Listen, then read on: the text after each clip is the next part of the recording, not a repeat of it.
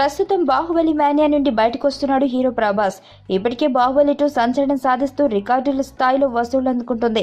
ఇక బాహుబలి 2 తర్వాత ప్రభాస్ సాహో సినిమా చేస్తున్న విషయం తెలిసిందే. ఇప్పటికే టీజర్ విడుదలై దుమ్ము రేపింది.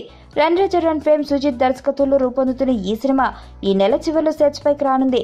ఇంకా హీరోయిన్ ఎవరనే విషయం మాత్రం ఫైనల్ కాలేదు. ఇప్పటికే రష్మిక మధుర్న, ఆలియా భట్, తమన్నాల పేర్లు వినిపిస్తున్నాయి. తమన్నా ఫైనల్ అయ్యే అవకాశాలు కనిపిస్తున్నాయి. అయితే ఈ సినిమాలో ప్రభాస్ పాలిట విలన్ మాత్రం దొరికేశాడు. దాదాపు 150 కోట్ల భారీ బడ్జెట్లో తెలుగు, తమిళ, హిందీ భాషల్లో రూపొందుతున్న ఈ సినిమాలో నటించే విలన్ ఎవరూ కాదు, అరవింద్ స్వామి.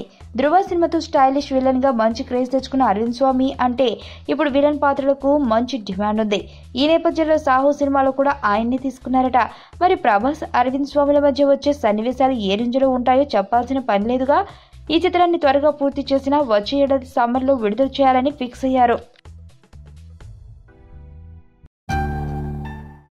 నా పేరు ధనుష్ రిషి. అందరూ ముద్దుగా దరి దరి అని పిలుస్తుంటారు. దేవుడికి నా పైన ఉన్న క్లారిటీ, నా బ్యాడ్ లక్ ఉన్న గ్రావిటీ నాకు చిన్నప్పుడే అర్థమైంది.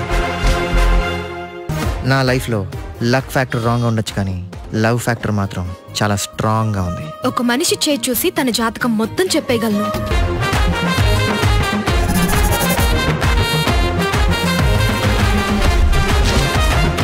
Coming soon.